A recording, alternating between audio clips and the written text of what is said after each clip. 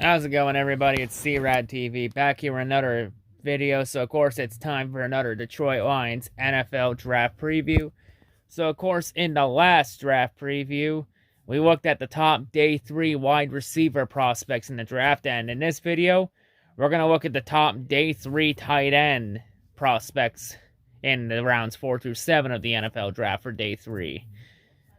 Since, the Lions are going to be looking at maybe a tight end for depth in the later rounds, even though we got TJ Hawkinson, who's going to be more likely Jared Goff's go-to target this year. We do got Isaac Naughton. We do also got Hunter Bryant, but we lose Jesse James. So, I think we could use another tight end or two. Definitely maybe could use another one for sure. For depth. There's some good-looking tight ends in this class for sure. So let's go ahead and let's jump right in and see what we got. Let's get going. So the first tight end we're going to go over here, hailing out of Virginia, standing 6'7", weighing 265 pounds. We got Tony Poljan. So for Tony's strengths, he shows steady acceleration off the ball, quickly reaches the second level, provides a massive target, collects the ball cleanly, exhibits soft, reliable hands, uses his length to snatch the ball away from his frame. In terms of his weaknesses, though, his height can get him in trouble when he allows his pad level to drop while he's blocking. His length allows him to catch blockers most cannot. However, and he should improve with greater strength and reps. So, hey, he has a rare height for sure. He can make a couple blocks that other people really can't make. In terms of his NFL comparison, he's been compared to Durham Smith at the Miami Dolphins. So definitely he's a big tight end, a big passing target. Definitely could be a mismatch nightmare for sure. This is definitely someone to keep an eye on for sure, not going to lie. So the next tight end we're going to go over here, hailing out of Boston College, standing 6'5", weighing 253 pounds. We got Hunter Long. So for Hunter's strengths, he's a quality mover in open field, can cover ground admirably once he builds stride. Excellent hands and has good ball tracking ability. He does a great job of winning above the rim. In terms of his weaknesses, though, he doesn't look as big as he's listed as his listed weight. His play strength isn't a major plus for an inline tight end.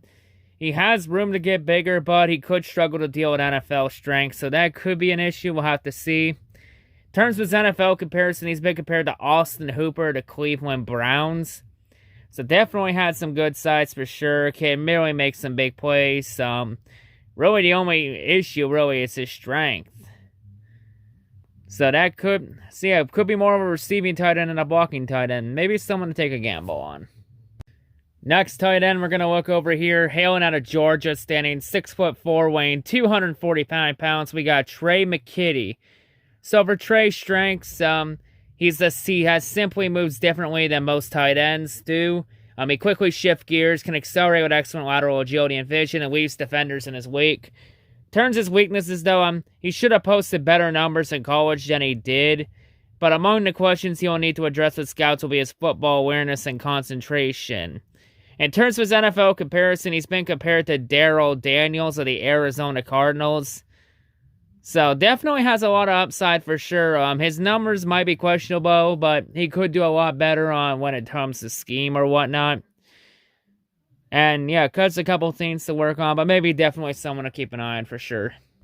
So the next tight end we're going to go over here, hailing out of Bowling Green, standing 6'3", weighing 251 pounds. We got Quinton Moore. So Quinton, he's one of those small school studs, so he's a player that killed it in the small school district.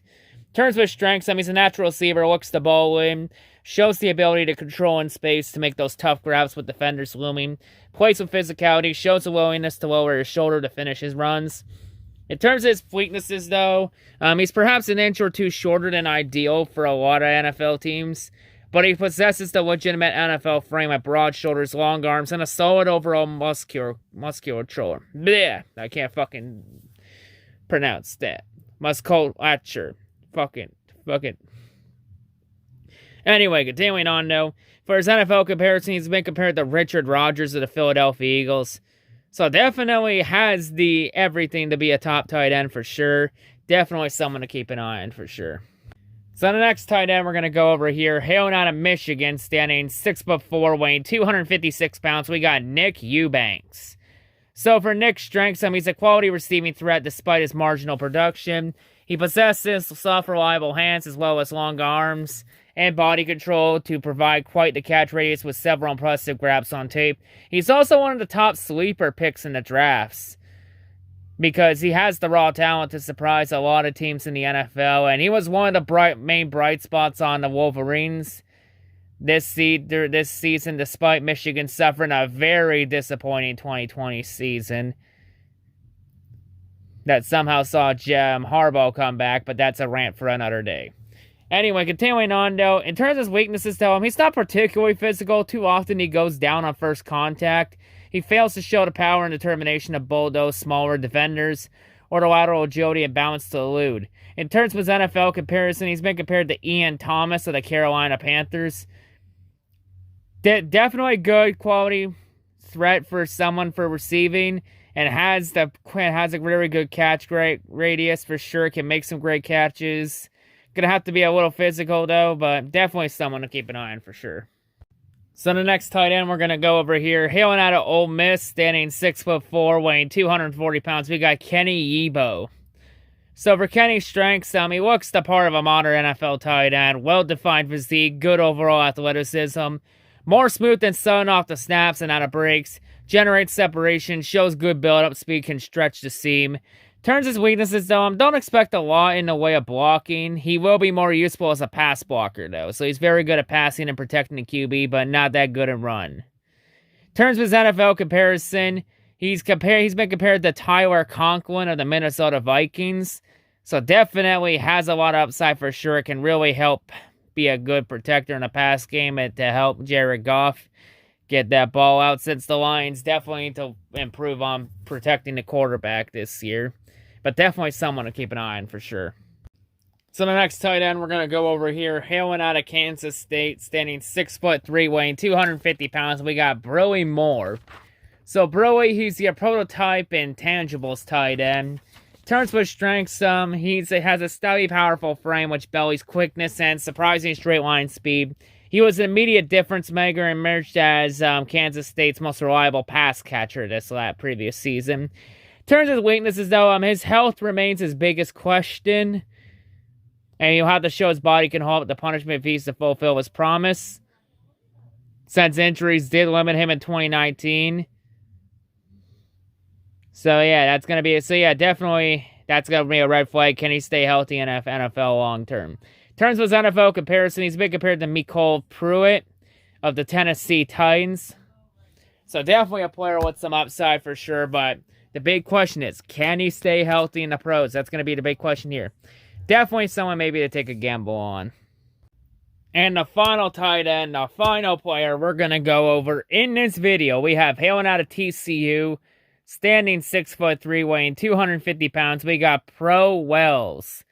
So for pro strengths, he glides off the line and accelerates smoothly, shows suddenness out of his breaks, can create separation.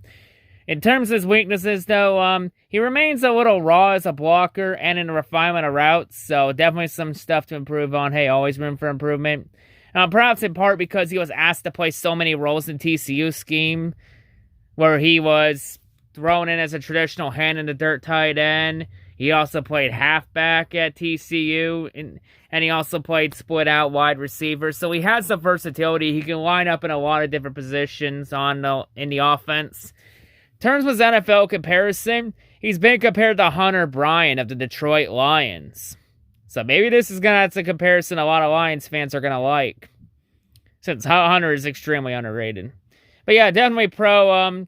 He has a lot of upside for sure. A couple things to improve on, but he has he has a lot of versatility, can line up anywhere on the line. Definitely someone to keep an eye on for sure. He could be pretty much like the equivalent of a Swiss Army knife on the offense. Definitely someone to keep an eye on for sure. But yeah, anyway, that's going to wrap it up here for another Detroit Lions NFL draft preview. So, of course, we covered all the big skill positions on the offense. We only got one more offensive draft preview left to go before we move on to the defensive ones. And before we wrap up these draft previews, and of course, we all know the last one. It's the crucial one, the offensive line. Before we move on to the defensive side of the ball for day 3. So yeah, you got that to look forward to coming up. So yeah, anyway, that's going to do it for me here. That's all I got to say. Hail to Outsiders and hail to great Detroit Masterplan. Peace.